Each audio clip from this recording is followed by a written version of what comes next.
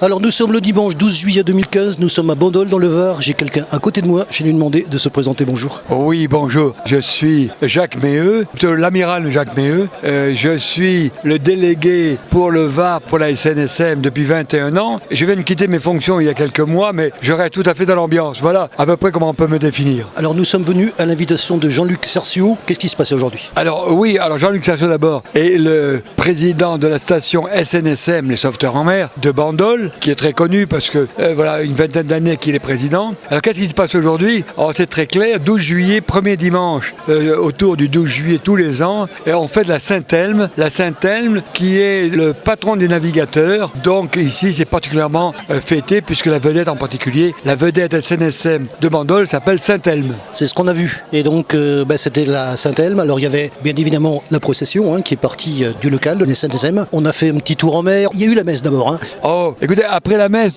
qui était dite aujourd'hui par le curé de Saint-Tropez, donc vous voyez Saint-Tropez-Bandol, nous sommes partis en mer et avec j'insiste un peu, avec des prud'hommes. C'était absolument extraordinaire, des prud'hommes, car à Bandol, cela remonte au XVIIIe siècle, il y a des prud'hommes, c'est-à-dire des gens qui partageaient, qui s'assuraient qu'on ne volait pas les poissons du voisin, vous voyez. Et donc nous sommes partis en mer pour honorer les défunts, tous les marins morts en mer, qu'ils soient évidemment de Bandol ou de toute la France entière. Nous avons jeté des gerbes à la mer, c'est très important. Et nous avons une pensée pour ces gens qui avaient disparu en mer. Il y avait également, ça c'est important à dire, d'autres vedettes de la SNSM que celle de Bandol.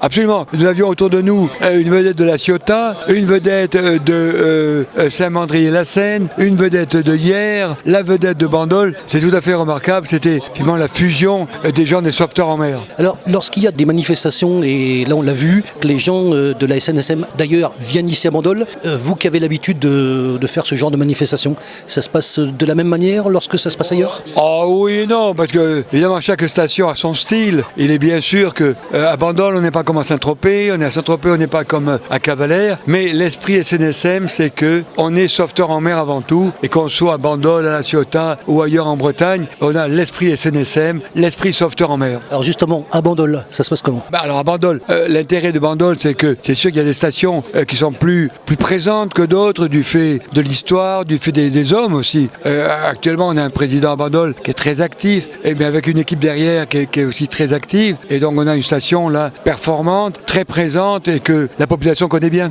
Justement on a vu donc le maire de Bandol qui était présent à la cérémonie. D'après vous, comment ça se passe, les relations entre la SNSM et la ville de Bandol? Il faut que les relations entre une station et le maire soient bonnes. C'est très important que le président de la station et le maire s'entendent bien, parce que la station est une image, c'est forte pour la ville. Lui qui peut dire je reviendrai un petit peu en arrière si vous voulez, je pense à la Bretagne. C'est sûr qu'au départ, quand on passe sauvetage en mer, très longtemps on a passé Bretagne si vous voulez. Et on sauvait les pêcheurs, et maintenant on sauve, soyons honnêtes, on sauve les plaisanciers. Et des villes comme Bandol, il y a énormément de plaisanciers à la fois dans le port, mais surtout autour de Bandol. Vous avez tous les plaisanciers qui partent de Marseille, qui vont en Corse, qui passent devant Bandol et qui peuvent avoir des accidents les jours de mauvais temps. Il y a eu des remises de médailles. Oui, c'est très beau. Et ça vous concerne? Ah oui, ça me concerne. Oui, parce que j'ai fait les dossiers au départ. C'est très beau ces remises de médailles, parce que c'est beau une médaille. C'est à la fois on peut dire c'est inutile, c'est du vent. Pas du tout.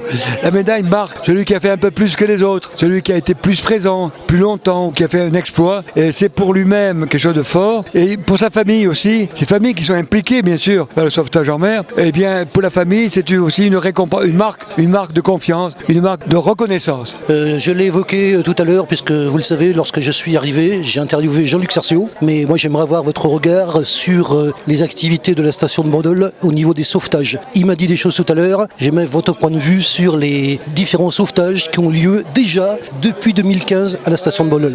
Écoutez, votre point de vue, vous?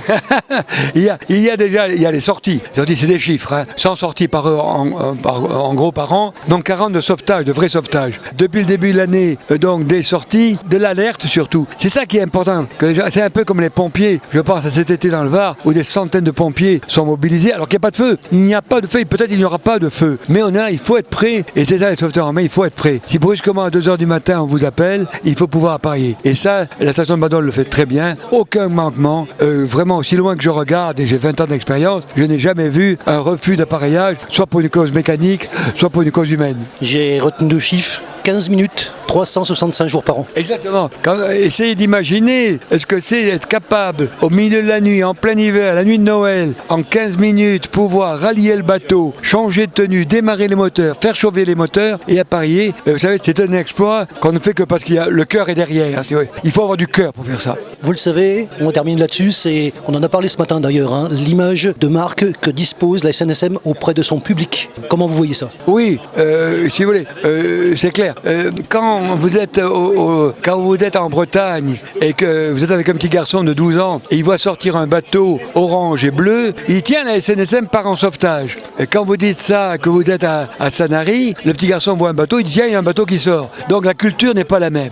C'est sûr que dans notre département tourné vers le tourisme, avec beaucoup de gens qui viennent de l'extérieur, la présence de la SNSM est moins ressentie qu'elle n'était en Bretagne. Mais ça vient parce que les plaisanciers reconnaissent l'action de la SNSM et savent que s'ils peuvent sortir dans tous les temps, s'ils peuvent sortir, même si leur bateau tombe en panne, on ira les chercher. Et ça, c'est capital.